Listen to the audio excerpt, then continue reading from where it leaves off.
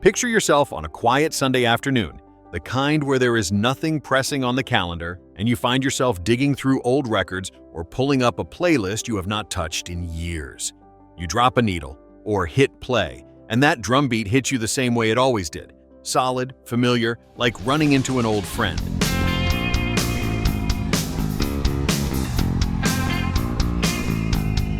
And then something catches your attention. You realize the version you are hearing is not quite the one you grew up with.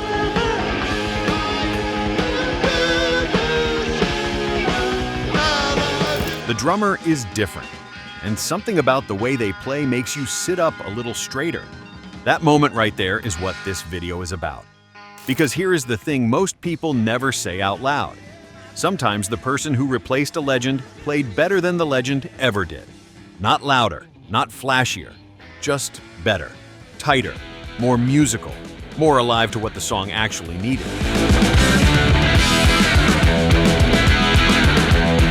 I have been paying attention to this for a long time, and I will be honest with you. The music world does not like talking about it. There is too much loyalty attached to the original lineup, too much nostalgia, too much mythology. But if you listen carefully, the evidence is right there in the recordings.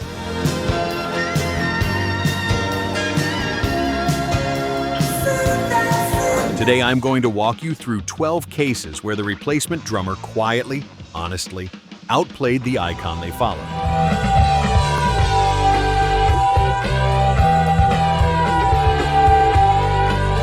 Number 1. Pete Best replaced by Ringo Starr in the Beatles.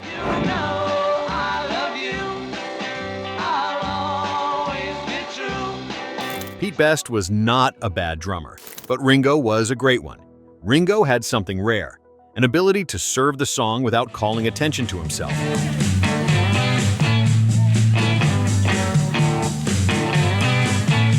A shuffle feel and a sense of timing that locked a band together instead of just keeping time behind it. The difference is audible in every recording the Beatles made after the switch.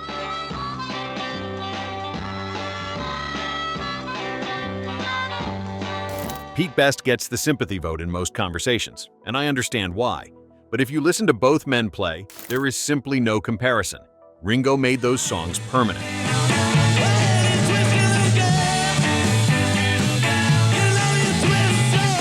Number 2. John Rutsey replaced by Neil Peart in Rush.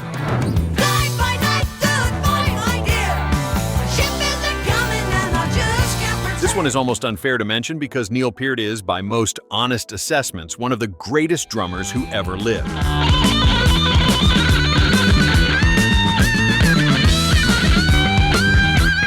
Rutsey was a solid rock drummer who helped get Rush off the ground.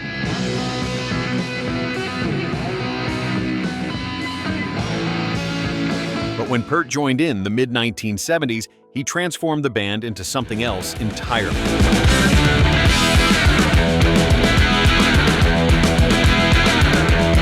Technically overwhelming and emotionally precise at the same time. Rutsey deserves credit for being there at the start. Peart deserves credit for everything that came after.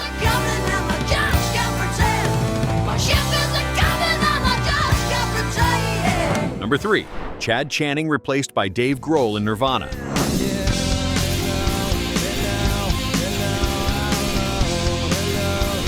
Chad Channing played on Bleach and much of the early material, and there was nothing wrong with him.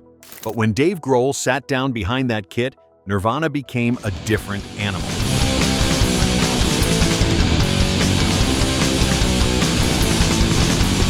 Grohl hit with a physical force and melodic intelligence that made Nevermind feel like it was recorded by a band twice their experience.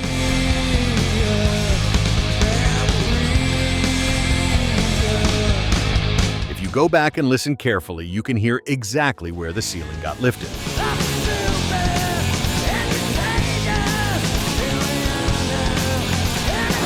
Number 4. Peter Criss replaced by Eric Carr in Kiss.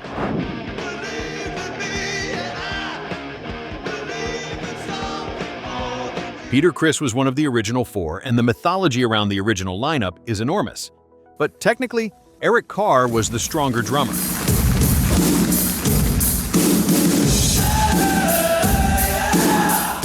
He had more range, more power, and more consistency in the studio and on stage.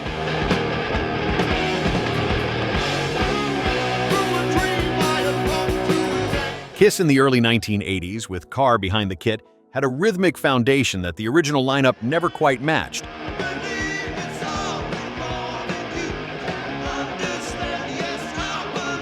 It is one of those things that fans who were paying close attention noticed right away.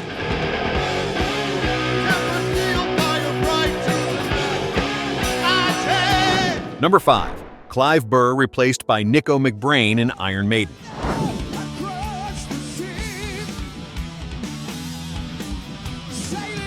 Clive Burr is an underrated player, and I want to say that plainly.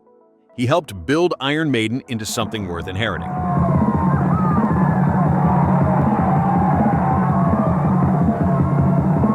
But Nicko McBrain, who joined in the early 1980s, brought a galloping precision and a stamina that suited the band's increasingly ambitious material perfectly.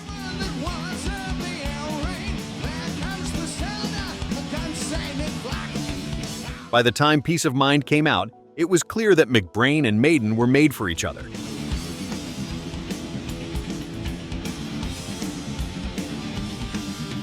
He has been with them for decades now, and for good reason.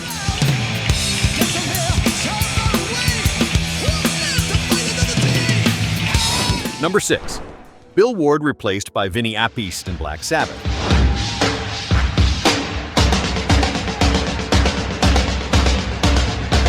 Bill Ward is a legend. His loose, jazzy aggression was part of what made the original Sabbath so distinctive.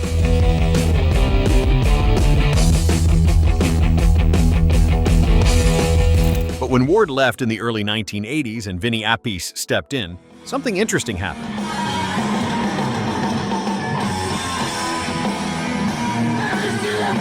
Vinny Appice was tighter, more focused, and the heavy rock of Heaven and Hell and Mob Rules actually benefited from that precision.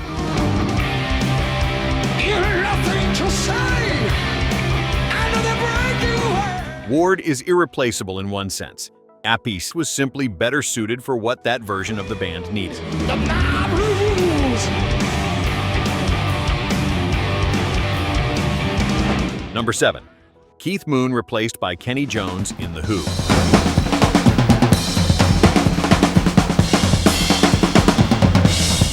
Now, I want to be careful here because Keith Moon was genuinely one of a kind. There is no argument that he was the more creative force behind the kit.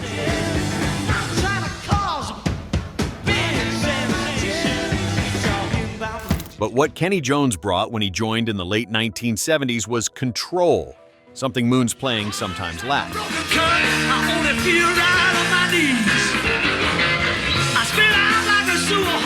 Jones was technically solid in a way that gave the rest of the band a steadier ground to stand on. Whether you call that better or just different depends on what you value.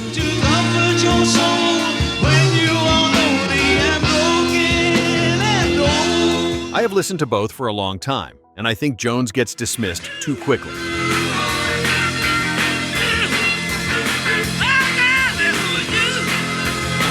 Number 8. Ainsley Dunbar replaced by Steve Smith in Journey.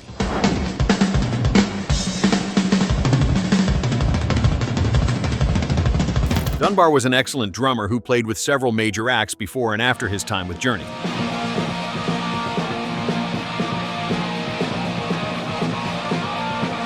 But Steve Smith, who came in around the late 1970s, had a jazz-trained technical fluency that elevated everything he touched.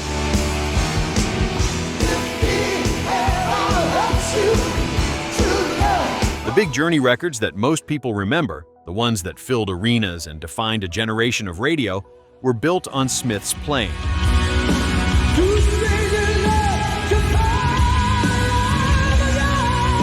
He made complex things feel effortless, which is perhaps the hardest thing any drummer can do.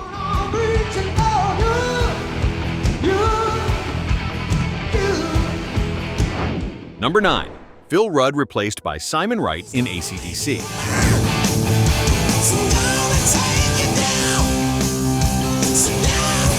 Phil Rudd is one of the most distinctive and influential drummers in rock history. His simplicity was the whole point, that locked-in metronomic feel that made AC/DC feel like a freight train.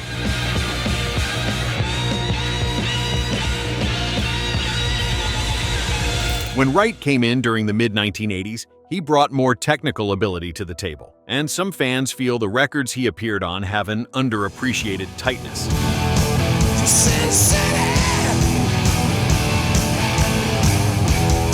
This one is genuinely debatable, and I will say that plainly, but Wright held that chair with real professionalism during a difficult period for the band.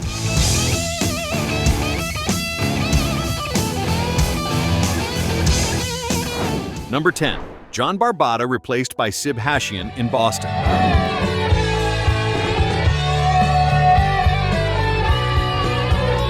Barbata had played with major acts before a serious accident forced him to step away from the Boston lineup.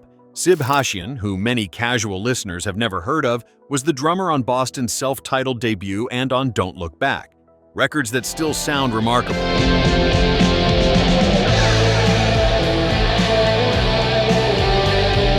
Hashian's playing was muscular and precise, and he gave those records a rhythmic weight that suited Tom Scholz's layered production beautifully.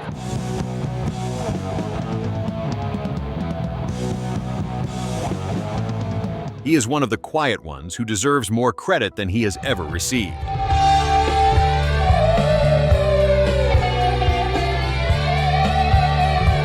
Number 11. Mike DeRosier replaced by Denny Carmassi in Heart.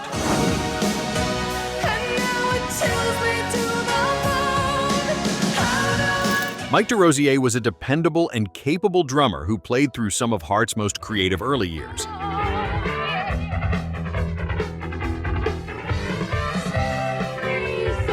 Denny Carmassi, who came in during the 1980s, was something else, a highly accomplished player with a sophistication and a dynamic range that matched Heart's shifting ambitions perfectly.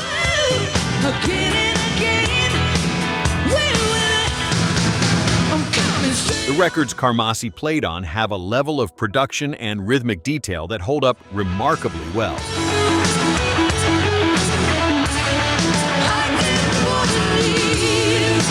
The way I see it, he is one of the most underappreciated replacement stories in classic rock.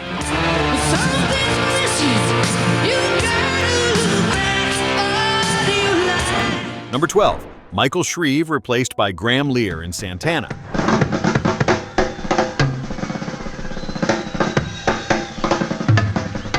Michael Shreve is famous for a reason. His solo at Woodstock is one of the most celebrated moments in rock history, and he deserved every bit of that recognition.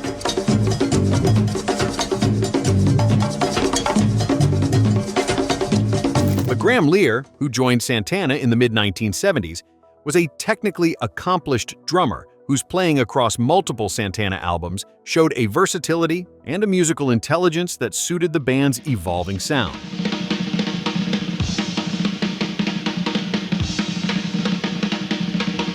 Lear rarely gets mentioned in these conversations. That is exactly why I wanted to end on him.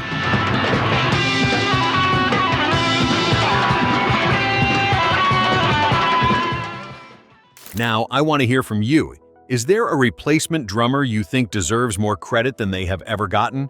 Leave their name in the comments. I read them all, and some of the best conversations this channel has had started exactly that way.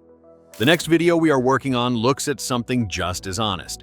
Legendary rock albums that sound better today than they did when they came out. Same careful attention, same straight talk. I think you will enjoy it. Thank you for spending this time with me. Same as that Sunday afternoon with the record player. The music is always worth the slow, careful listen.